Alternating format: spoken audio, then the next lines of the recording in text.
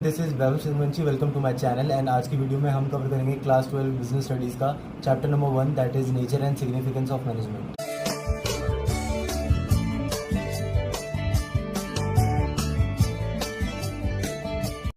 So let's start the chapter number 1 that is nature and significance of management, जिसमें हम समझेंगे management का nature and उसकी significance. But सबसे पहले नज़र डालेंगे मैनेजमेंट की डेफिनेशन पे, उसकी एक्चुअल मीनिंग पे। So what it is, management is a process of designing and maintaining such an environment in which individuals works together in a group to accomplish selected goals effectively and efficiently.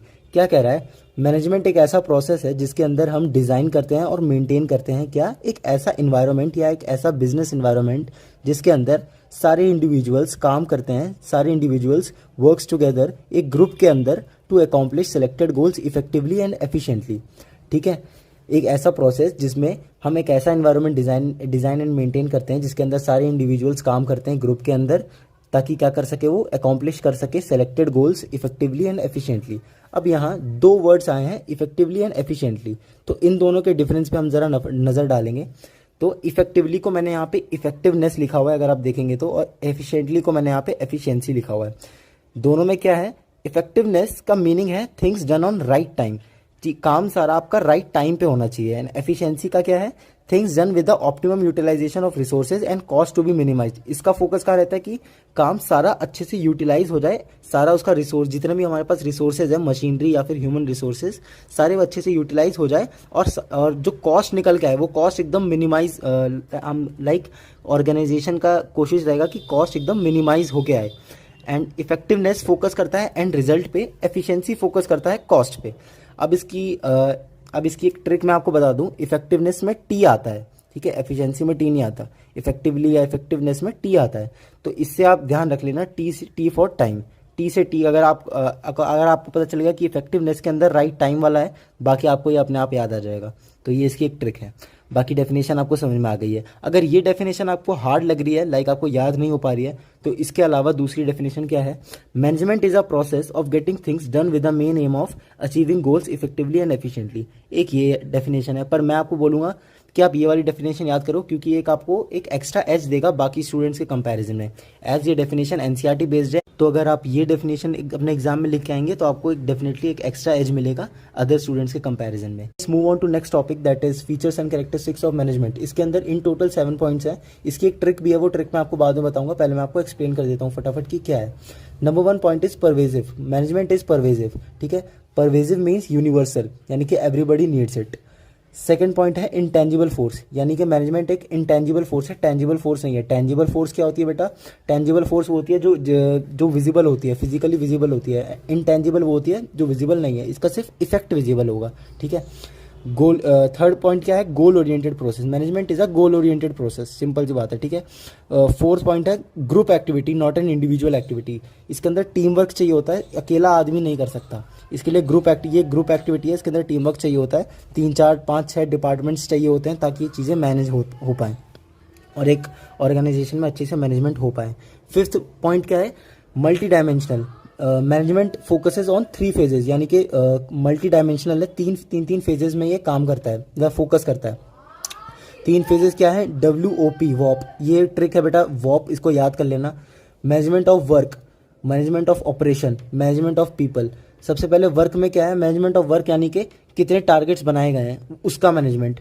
Second है management of operation, यानी कि is the work happening with desire targets और not, क्या काम Dzire targets यानी कि जो targets हमने बनाए हैं उस टारगेट्स को मद्देनजर रखते हुए क्या काम हो रहा है या नहीं हो रहा है, इस चीज़ का मैनेजमेंट। थर्ड है मैनेजमेंट ऑफ पीपल, कितने लोग उस काम को कर रहे हैं, इस चीज़ का मैनेजमेंट। तो ये 3 फेजेज है जिसके अंदर मैनेजमेंट फोकस करता है, management of work, management of operation, management of people. 6 point है continuous activity, management is a continuous activity, यानी कि ये हमेशा चलती रहेगी इन फ्यूचर, कभी भी खत्म नहीं होगी। 7th पॉइंट है डायनेमिक फंक्शन, डायनेमिक फंक्शन क्या होता है बेटा, चेंजिंग फंक्शन, ये टाइम टू टाइम सिचुएशंस के अकॉर्डिंग चेंज हो सकता है। और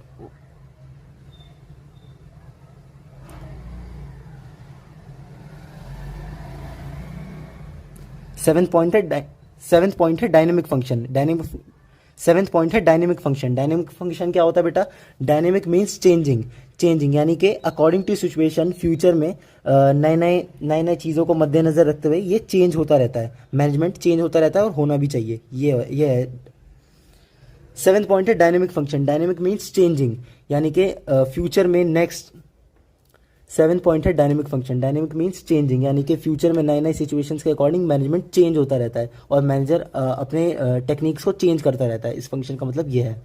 सो अब मैं आता हूँ उसकी ट्रिक पे कि ट्रिक क्या है। ट्रिक है पिग MCD, PIGG MCD, ठीक है। पिग मैकडोनल्ड्स, आप इसे ऐसे याद कर सकते हो, और डबल जी है, PIGG MCD। P से हो गया परवेजिव, I से हो गया इंटेंजिबल, G से हो गया गोल ओरिएंटेड प्रोसेस, G से हो गया ग्रुप एक्टिविटी, M से हो गया मल्टी डायमेंशनल, C से हो गया कॉन्टिन्यूस एक्टिविटी, D से हो गया डायनेमिक फंक्शन। तो आप इसे एक ऐसे याद कर सकते हो, एक ट्रिक बनाई है मैंने छोटी सी। Now the next topic is functions of management. Management का फंक्शन कैसे होता है? सबसे पहले होता है प्लानिंग, फिर होता है ऑर्गेनाइजिंग, फिर होता है स्टाफिंग, फिर होता है डायरेक्टिंग, फिर होता है कंट्रोलिंग। इसकी ट्रिक है पॉज DC।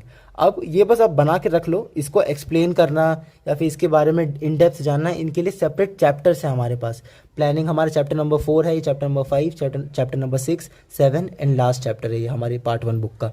तो ये 5 प्रोसेस है बहुत बड़े बड़े, जिसके ऊपर सेपरेट चैप्टर्स हैं। बट बस आपको नाम पता होना चाहिए कि फंक्शंस ऑफ मैनेजमेंट है क्या, सबसे पहले कैसे फंक्शन होते हैं। सबसे पहले planning, organising, staffing, directing and then controlling, ठीक है। So now let's move on to next topic, objectives of management. Objectives are nothing but they are goals, ठीक है। मैनेजमेंट के अंदर 3 गोल्स हमें अचीव करने होते हैं, लाइक एक ऑर्गेनाइजेशन को अचीव करने होते हैं।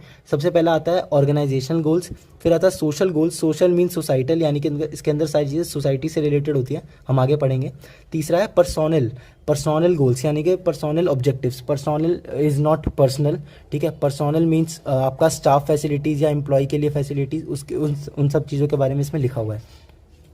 ऑर्गेनाइजेशनल में क्या है? ऑर्गेनाइजेशनल में आपके अंदर 3 बेसिक पॉइंट्स आते हैं, सर्वाइवल, प्रॉफिट, ग्रोथ। ये याद करना बेटा, सर्वाइवल, प्रॉफिट, ग्रोथ। सबसे पहले आता है सर्वाइवल। सबसे पहले तो कंपनी सर्वाइव करेगी ना, जितना भी कमाएगी, ठीक है। प्रॉफिट वगैरह बाद में होगा। सबसे पहले अगर वो देख लो, अगर अपना रेंट तो दे पा रही है, अपनी कॉस्ट तो कवर कर रही है, जितना उसने इन्वेस्ट किया वो कवर कर भी पा रही है या नहीं, तो सबसे पहले वो होता है सर्वाइवल। सर्वाइवल अगर कंपनी ने कर लिया तो उसके बाद कमाती है सरप्लस, है ना। सरप्लस को क्या कहते हैं हम? प्रॉफिट। सबसे पहले उस कंपनी ने सर्वाइव कर लिया, अपना रेंट निकाल लिया, अपने खर्चे वर्चे, वेजेस, सैलरी दे दिया, उसके बाद जो बचता है, एक्स्ट्रा इनकम जो हो रही है, वो उनकी प्रॉफिट है, ठीक है। खर्चे वर्चे सब माइनस करने के बाद उनका प्रॉफिट आता है। प्रॉफिट के बाद क्या आता है? ग्रोथ। ग्रोथ मीन्स री इन्वेस्टिंग, अपने कैपिटल बढ़ाना, अपने ब्रांचेस बढ़ाना, अपने एम्प्लॉयज़ को बढ़ाना। तो सबसे पहले आता है सर्वाइवल, फिर आता है प्रॉफिट, फिर आता है एट द एंड क्या आता है? ग्रोथ। तो अगर ये तीनों चीज़ें हमारी एक्वायर होगी तो ऑर्गेनाइजेशनल गोल हमारा पूरा हो जाता है। सेकेंड है हमारा social goal. Social goal means generating employment opportunities. Organisation को ज़्यादा से ज़्यादा फोकस करना चाहिए कि कैसे वो सोसाइटी में जितने भी अनएम्प्लॉयड लोग हैं उन सबको उन सबको कैसे रोज़गार मिला जाए। तो जनरेटिंग एम्प्लॉयमेंट अपॉर्चुनिटीज़ है। दूसरा using eco friendly methods for production. Suppose अब कोई कंपनी एक ऐसा प्रोडक्शन कर रही है जिसकी वजह से तुम्हारा गांव के आसपास वाली रिवर जो है वो ख़राब हो रही है, तो ये गलत बात है ना। इसका मतलब वो अपने सोशल गोल्स को पूरा नहीं कर रही है, तो इसलिए उसको इको फ्रेंडली मेथड्स यूज़ करने चाहिए प्रोडक्शन के लिए, ठीक है। थर्ड है पर्सोनल ग्रोथ या पर्सोनल गोल्स। तो पर्सोनल गोल्स में क्या है? अपने एम्प्लॉयज़ और स्टाफ के लिए वो क्या क्या कर सकती हैं वो। सबसे number 1 fair wages and salaries. जितना बाकी ऑर्गेनाइजेशन उनको वेजेस दे रही है, सैलरीज दे रही है, उतना ही उनको भी मिलना चाहिए। सेकंड है to provide good working conditions. ऐसा नहीं है कि कहीं भी बैठा के काम करा दिया, सबके लिए एक प्रॉपर कैबिन होना चाहिए, सबके लिए एक प्रॉपर डिपार्टमेंट होना चाहिए। थर्ड है ग्रोथ प्रोस्पेक्ट्स, यानी कि आगे चल के उनको ट्रेनिंग देनी चाहिए, उनको प्रमोशन देनी चाहिए, ठीक है। और उनको और भी सारी चीज़ें लाइक जो उनके करियर में उनको हेल्प करे, अपने तुम्हारे एम्प्लॉयज़ को उन सब चीज़ों पे ध्यान देना चाहिए। तो ये है ऑर्गेनाइजेशन, मैंने आपको समझा दिया, सोशल समझा दिया, पर्सोनल समझा दिया। So the next topic is levels of management. इसके अंदर 3 लेवल्स आते हैं बेटा, टॉप, मिडिल, लोअर। सबसे पहले हम बात करेंगे टॉप लेवल की। टॉप लेवल में कौन लोग आते हैं? चेयरमैन हो गया, CEO हो गया, CFO हो गया, CMO हो गया। आपने शार्क टैंक देखा होगा, उसके अंदर अमन गुप्ता क्या है? वो CMO है अपनी कंपनी का, यानी कि सबसे टॉप लेवल पे बैठा हुआ है। अश्विनी ग्रोवर क्या था? MD एंड चेयरमैन था अपना भारत पे का। बाकी लोग क्या है? लेंसकार्ट, पीयूष बंसल क्या, वो CEO है अपनी कंपनी का। तो ये सारे लोग टॉप लेवल पे आते हैं, chairman, CEO, CFO, CMO, COO भी होता है एक, president, vice president, MD, treasurer, GM is general manager. तो बेटा इसको लेके कंफ्यूज मत हो जाना, क्योंकि GM is a different term, ठीक है। GM general manager top level पे आता है। एज बच्चे कंफ्यूज हो जाते हैं, क्योंकि जितने भी मैनेजेरियल पोस्ट होती है, यानी कि जितने भी डिपार्टमेंटल मैनेजर्स होते हैं, फाइनेंस में मैनेजर, मार्केटिंग मैनेजर, वो सब मिडिल लेवल्स में आता है, मैं आपको पढ़ाऊंगा मैं। लेकिन जीएम जनरल मैनेजर ये टॉप लेवल पे आता है, ये एक अलग ही पोस्ट होती है, ठीक है। तो इसके अंदर मैंने आपको एग्जाम्पल्स आपको बता दिए, इसके अंदर इसके 4 पॉइंट्स है, उस पर नज़र डालते हैं। नंबर 1 है फॉर्मुलेशन ऑफ ओवरऑल गुड्स। ये सारे जितने भी कंपनी का जो मेन प्रोडक्ट बन रहा है, किसी भी कंपनी में मेन प्रोडक्ट बन रहा है, उसकी फॉर्मुलेशन कैसे की जाती है वो टॉप लेवल डिसाइड करता है, ठीक है ना। सेकंड है कॉन्टैक्ट विद आउटसाइड वर्ल्ड। जितने भी मीडिया वगैरह से इंटरेक्शन है, अगर कंपनी को स्टॉक मार्केट में इशू कराना है, ठीक है, बाहरी दुनिया से रूबरू कराना है, तो वो सारी चीज़ें टॉप लेवल देखती है। Middle level and lower level organisation के अंदर रहती है, मतलब ऑर्गेनाइजेशन के अंदर का काम संभालती है। बाकी मीडिया वगैरह से इंटरेक्शन है तो वो टॉप लेवल करती है। Third point is responsible for the success और फेलियर ऑफ द ऑर्गेनाइजेशन। अगर किसी एनुअल ईयर में ऑर्गेनाइजेशन ने अच्छा परफॉर्म नहीं किया, यानी कि प्रॉफिट्स नहीं हो रहे हैं, तो उन सब चीज़ों के लिए रिस्पॉन्सिबल कौन है? टॉप लेवल ही रिस्पॉन्सिबल है। और अगर अच्छा सक्सेस मिल रहा है ऑर्गेनाइजेशन को, अच्छा प्रॉफिट कमा रही है, तो उसके लिए भी टॉप लेवल ही रिस्पॉन्सिबल है। फोर्थ पॉइंट है they coordinates the activities of different departments. यानी कि कोऑर्डिनेट्स यानी कि एक साथ लेके चलते हैं। अभी मैंने आपको पहले बताया था कोऑर्डिनेट करना यानी कि एक साथ लेके चलना। जितने भी डिफरेंट डिपार्टमेंट्स की एक्टिविटीज़ है उन सबको ये एक साथ लेके चलती है टॉप लेवल, ठीक है ना। ये एक ऐसा पॉइंट है, आप चाहो तो मिडिल लेवल में भी डाल सकते हो, ठीक है। तो एक आपके पास बोनस पॉइंट है, अगर आपको कुछ याद ना है तो आप इसमें भी हर जगह इसे डाल सकते हो, मिडिल में और टॉप में। So the second point is middle levels. Middle levels में कौन लोग आते हैं?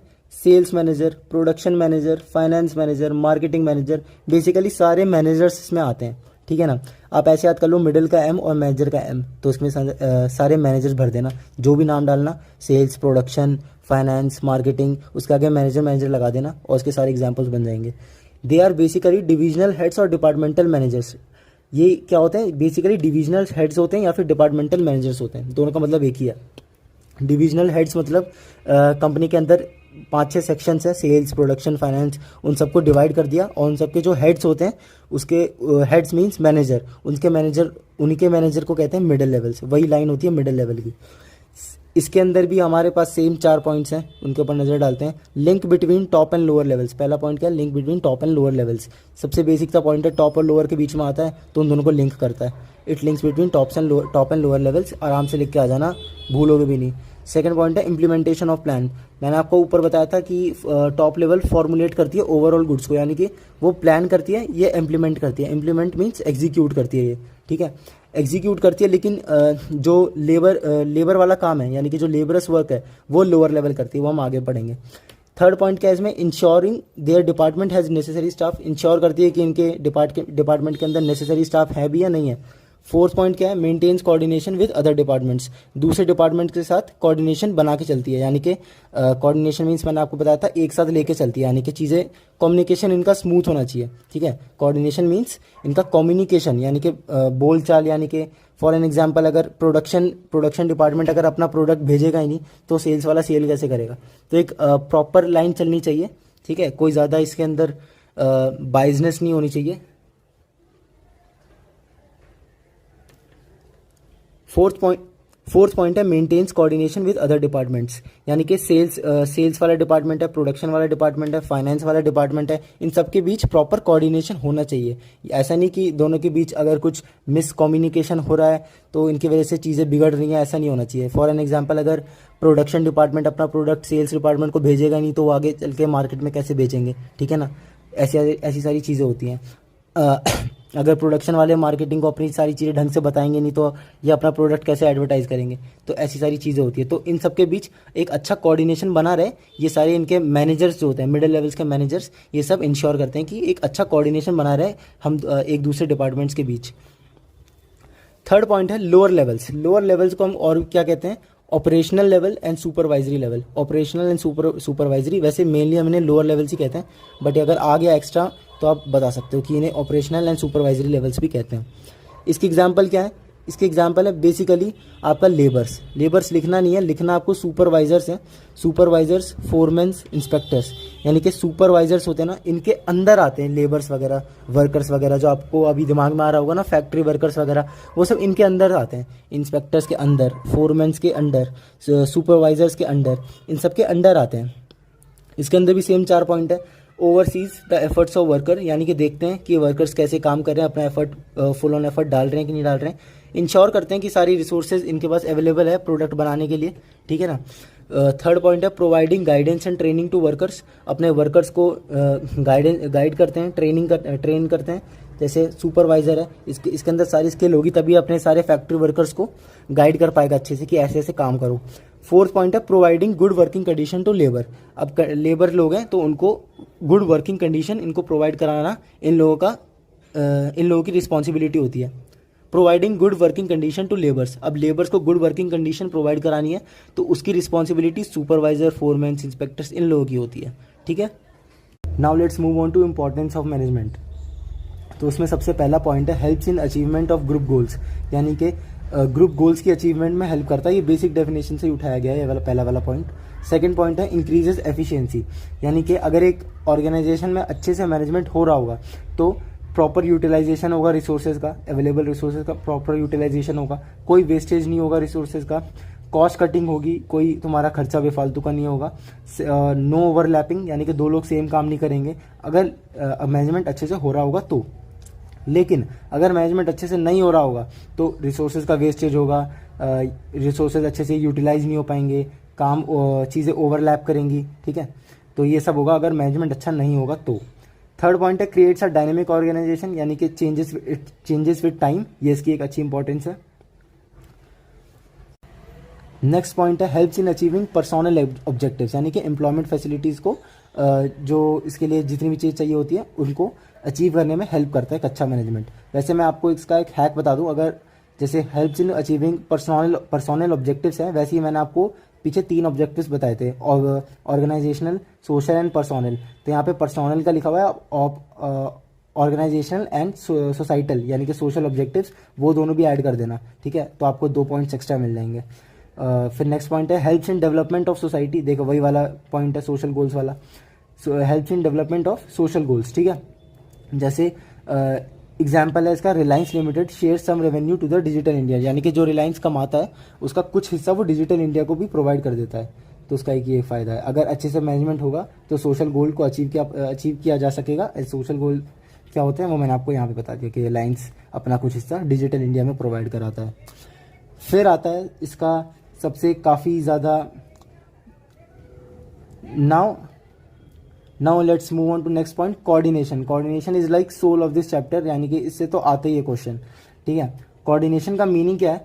Coordination is a process by which activities of different departments are synchronised to ensure unity of action. आप बोलोगे भैया ये क्या बोल दिया, synchronised to ensure unity of action. ये एनसीईआरटी बेस्ड डेफिनेशन, ये डेफिनेशन आपको याद ही करनी पड़ेगी, पर मैं आपको इसका मीनिंग समझा देता हूँ। कोऑर्डिनेशन एक ऐसा प्रोसेस, सिंपल लैंग्वेज में कोऑर्डिनेशन इज लाइक एक साथ लेके चलना, ठीक है। बट यहाँ पे इसका वर्ड टू वर्ड मीनिंग क्या है? Coordination is the process by which activities of different departments की जितनी भी एक्टिविटीज है उन सबको सिंक्रोनाइज करके चलता है और एक यूनिटी ऑफ एक्शन मेंटेन करके, इसको कहते हैं कोऑर्डिनेशन। यानी कि सिंक्रोनाइज यानी कि सबको एक के बाद एक वो वाली चीज़ है, to ensure unity of action, ताकि एक यूनिटी ऑफ एक्शन बना रहे, यानी कि कोई भी डिसीजन हो तो सारे लोग एक साथ खड़े रहें, इसका मतलब ये है।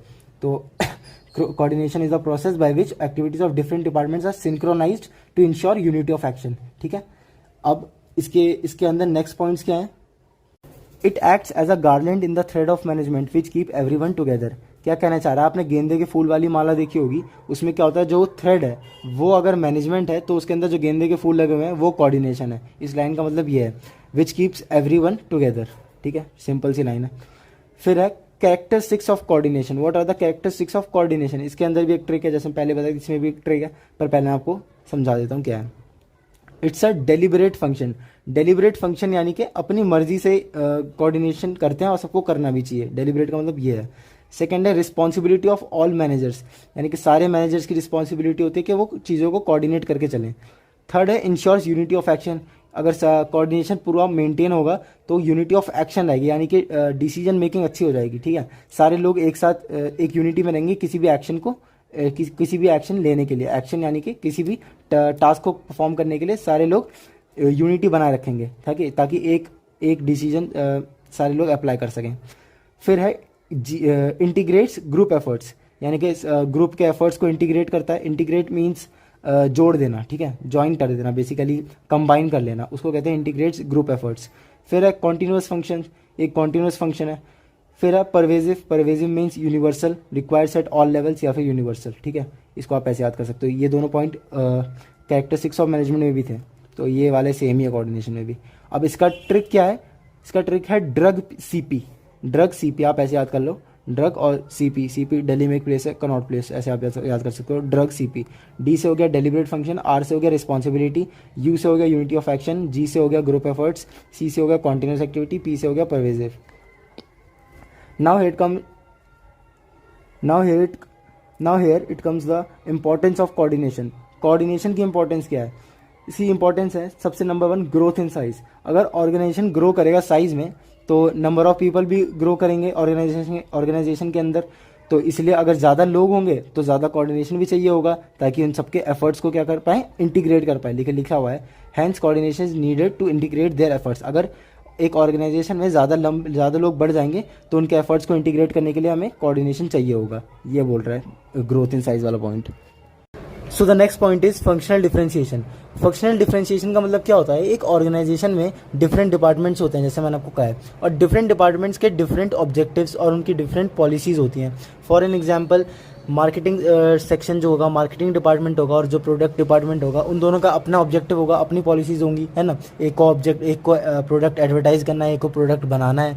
सो दोनों डिपार्टमेंट्स का अपना अलग ऑब्जेक्टिव्स है, अपनी अलग पॉलिसीज़ हैं। सो उन दोनों डिपार्टमेंट्स के बीच ज़्यादा उन दोनों डिपार्टमेंट्स के बीच कन्फ्लिक्ट्स ना अराइज हो जाए, लड़ाइयाँ झगड़े ना हो, इसलिए कोऑर्डिनेशन चाहिए होता है, तो इसलिए भी कोऑर्डिनेशन इंपॉर्टेंट है। ये सेकंड पॉइंट। थर्ड पॉइंट है स्पेशलाइजेशन। स्पेशलाइजेशन क्या है, एक ऑर्गेनाइजेशन के अंदर मान लो सारे बेसिक एम्प्लॉयज़ हैं और उन्हीं के बीच एक चार्टर्ड अकाउंटेंट भी है, तो उस स्पेशलिस्ट यानी कि जैसे वो चार्टर्ड अकाउंटेंट है उसके बीच और जो बाकी बेसिक एम्प्लॉयज़ है उनके बीच कन्फ्लिक्ट्स पैदा ना हो, इसलिए भी कोऑर्डिनेशन चाहिए होता है। तो थर्ड पॉइंट ये है स्पेशलाइजेशन वाला। Now let's move towards the last topic of the chapter, that is nature of management, यानी कि मैनेजमेंट का नेचर क्या है। सो मैनेजमेंट के नेचर के भी 3 प्रोस्पेक्टिव्स हैं। क्या मैनेजमेंट एक आर्ट है, क्या साइंस है, या क्या वो प्रोफेशन है। तो हमें इन तीनों चीज़ों पर नज़र डालनी है। इन तीनों में से मैनेजमेंट एक ही चीज़ है, ठीक है ना, लेकिन उसके नेचर दिए गए, हमें 3 प्रोस्पेक्टिव दिए गए हैं और उसको एक्सप्लेन किया गया है। तो इनमें से क्या है क्या नहीं कंपेयर करेंगे, हम एक एक चीज़ें डिस्कस करेंगे, ठीक है ना। सबसे पहले आते हैं आर्ट्स पे। आर्ट्स में बेटा एग्जिस्टेंस ऑफ थियोरेटिकल नॉलेज है, ठीक है। पॉलिटिकल साइंस जैसे सब्जेक्ट है, लॉयर वगैरह के सब्जेक्ट्स हैं, उन सब के अंदर थियोरेटिकल नॉलेज की एग्जिस्टेंस है, और मैनेजमेंट के अंदर भी थियोरेटिकल नॉलेज की एग्जिस्टेंस है। तो इसलिए मैनेजमेंट वाला पॉइंट यहाँ पे वेरी करता है, यहाँ पे एक टिक लगा हुआ है। साइंस में है सिस्टमेटिक बॉडी ऑफ नॉलेज। एक सिस्टमेटिक बॉडी ऑफ नॉलेज दी गई है साइंस में। एक फिजिक्स का कोई एक लॉ दिया हुआ है, एक रूल दिया हुआ है, तो एक फार्मूला दिया हुआ है, तो वही अप्लाई हो रहा है हर जगह। तो एक सिस्टमेटिक बॉडी ऑफ नॉलेज है, इसके ऊपर सारी चीज़ें काम कर रही है साइंस में। तो वही चीज़ मैनेजमेंट में भी कहीं ना कहीं है, तो इसलिए यहाँ भी टिक मारा हुआ है। प्रोफेशन में क्या है, प्रोफेशन में एक वेल डिफाइंड बॉडी होती है। जैसे अगर आपको लॉयर बनना है तो आपको LLB करना ही पड़ेगा, डॉक्टर बनना है तो आपको MBBS करना ही पड़ेगा। लेकिन मैनेजमेंट आपको अगर एक प्रोफेशन में क्या है, वेल डिफाइंड बॉडी, यानी कि अगर आपको लॉयर बनना है तो आपको LLB करना ही पड़ेगा, डॉक्टर बनना है तो आपको MBBS करना ही पड़ेगा। But in the case of being a manager, but in the case of become a manager बनने के लिए आपको कोई भी वेल डिफाइंड बॉडी, कोई भी डिग्री नहीं करनी होती। हालांकि MBA इन मार्केटिंग होती है, वो एक एड ऑन होती है, बट किसी ने ऐसा कहीं कंपलसरी नहीं कर रखा है कि अगर आपको एक मैनेजर बनना है तो आपको एक डिग्री चाहिए ही चाहिए, ऐसा कुछ नहीं है। नाउ आर्ट्स का सेकंड पॉइंट क्या है, पर्सनलाइज्ड एप्लीकेशन, यानी कि separate entity of opinions. Arts के अंदर आपके अलग अलग ऑथर्स होते हैं, ऑथर्स के अलग अलग ओपिनियंस होते हैं। तो उनके ओपिनियंस भी वैरी करते हैं आर्ट्स में। और मैनेजमेंट में भी ऐसी होता है। मैनेजमेंट के अंदर आप आगे चल के 2 ऑथर्स पढ़ेंगे, एफ.डब्ल्यू. टेलर, हेनरी फेयोल, ऐसे करके। या फिर चलिए उन ऑथर्स के बाद ना भी करूँ मैं, तो मान लो कोई मेजर ए है, मेजर ए की अपनी टेक्निक्स है, मेजर बी की अपनी टेक्निक्स है। आप चीज़ें मैनेज करोगे अलग, मैं अलग टेक्निक से करोगे, मैं मैच करूँगा अलग टेक्निक से करूँगा, तो सबकी अलग अलग ओपिनियंस है। तो आर्ट्स में भी ये है और मैनेजमेंट में भी ये है, तो यहाँ पे एक टिक लग जाता है। साइंस में क्या है, principles are based on experimentation, यानी कि चीज़ें लॉज के ऊपर बेस्ड है, ऑब्जर्वेशंस के ऊपर बेस्ड है, ठीक है, एक्सपेरिमेंट्स कर रखी हैं उनके ऊपर बेस्ड है। और मैनेजमेंट में भी ऐसे ही है। मैनेजमेंट में भी अगर आपने मैनेज किया है लोगों ने, लाइक मैनेजमेंट किया है लोगों ने, और उनसे जो रिजल्ट आए उसके ऊपर प्रिंसिपल्स बेस्ड हैं। अगर आप प्रिंसिपल्स आगे चल के पढ़ोगे वो क्या है, वो आपको आगे चल के बताऊँगा, ठीक है। वो नेक्स्ट साइंस का सेकंड पॉइंट क्या है, principles are based on experimentation, यानी कि based on laws and observation. Science में चीज़ें और लोगों ने एक्सपेरिमेंट किया है तो उसके बाद रिजल्ट आया है। लेकिन मैनेजमेंट सेकंड पॉइंट क्या है साइंस में, principles are based on experimentation, based on laws observation. Science में क्या है, चीज़ें लोगों ने एक्सपेरिमेंट किया है उसके बाद चीज़ें सामने निकल के आई हैं। मैनेजमेंट में भी ऐसे ही है। मैनेजमेंट भी लोगों ने एक्सपेरिमेंट किया है और चीज़ों को ऑब्जर्व किया है, अलग अलग टेक्निक से क्या क्या चीज़ें कर सकते हैं। इसके टोटल एंड टोटल काफ़ी सारे 14 प्रिंसिपल्स होते हैं एक ऑथर के, एक के 5 प्रिंसिपल्स हैं। आगे हम नेक्स्ट चैप्टर में पढ़ेंगे वो, ठीक है। तो साइंस में भी चीज़ें प्रिंसिपल्स एक्सपेरिमेंटेशन के ऊपर बेस्ड हैं, और मैनेजमेंट में भी चीज़ें एक्सपेरिमेंटेशन के ऊपर ही सारे प्रिंसिपल्स बेस्ड हैं। तो ये वाला पॉइंट भी टिक हो गया। अब है प्रोफेशन में। प्रोफेशन में क्या है, सेकेंड पॉइंट रिस्ट्रिक्टेड एंट्री, यानी कि अगर आपने वो चीज़ें फॉलो नहीं करी, LLB, MBBS, आपने उनके रूल्स क्या कहते हैं, कोड ऑफ कंडक्ट्स को फॉलो नहीं किया, ठीक है ना, आपके एथिकल।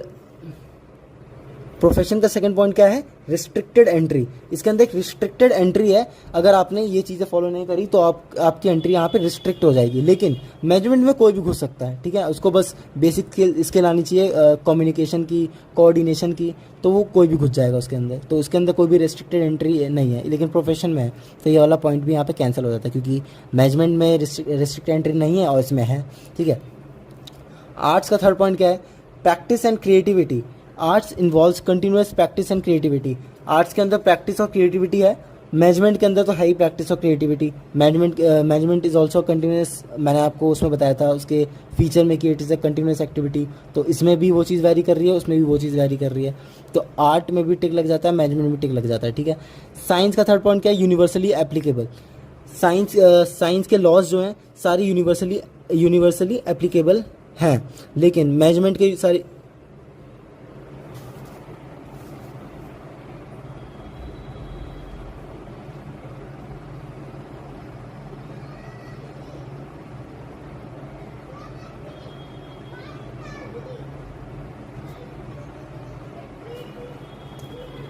नाउ साइंस का थर्ड पॉइंट क्या कहता है, universally applicable. Science universally applicable नहीं है, बट मैनेजमेंट है। यहाँ पे थोड़ा उल्टा है, ठीक है ना। तो ये वाला पॉइंट वैरी नहीं करता है।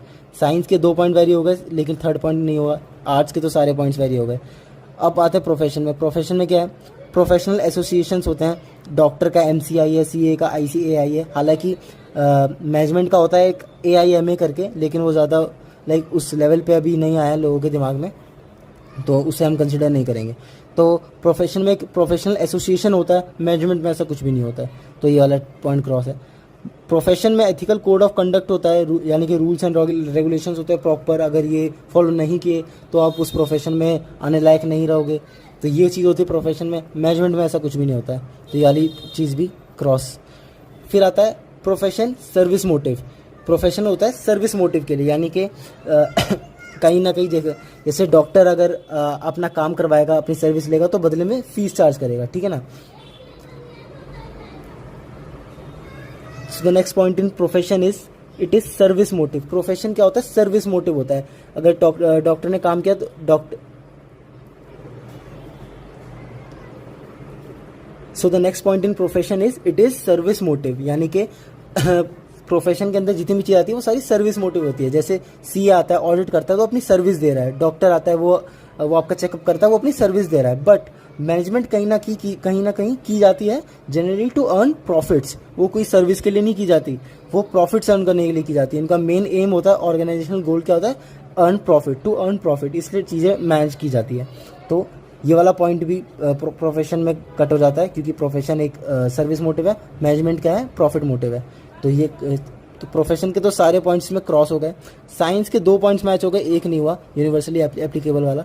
आर्ट्स के सारे पॉइंट्स मैच हो गए। अब आते हैं कंक्लूजन में। अब आते हैं कंक्लूजन पे। क्या है कंक्लूजन में? Management is an art and it satisfies all the features of an art. Art के सारे पॉइंट्स मैनेजमेंट ने सेटिस्फाई कर दिए, इसलिए management is an out and out, it is an art. ठीक है। साइंस में क्या है? Management is not an exact और प्योर साइंस। यार इसमें हम एकदम एग्जैक्ट नो भी नहीं कर सकते, एग्जैक्ट यस भी नहीं कर सकते, but it is an inexact science, यानी कि इनएग्जैक्ट साइंस है, क्योंकि इसके 2 पॉइंट्स मैच हो गए, एक नहीं हुआ, है ना। तो इसलिए ये कोई एग्जैक्ट या प्योर साइंस तो नहीं है, बट इसे हम एक इनएग्जैक्ट साइंस कह सकते हैं। अब आते हैं प्रोफेशन में। प्रोफेशन में तो पूरा ही नो है, management can't be considered as a profession, इसमें एकदम ही नो कर दिया, मैनेजमेंट प्रोफेशन नहीं कंसिडर किया जा सकता। तो ये था हमारा चैप्टर, जो कि यहाँ पे होता है ख़त्म। अगर आपको कोई भी डाउट हो तो आप कमेंट सेक्शन में मेरे से पूछ सकते हो, मैं आप एक बच्चों का मैं रिप्लाई कर दूंगा। ठीक। सो यहाँ होता है हमारा चैप्टर नंबर 1 खत्म। एंड अगर आपको कोई भी डाउट रह गया हो तो feel free to ask me in the comment section. Thanks for watching the video.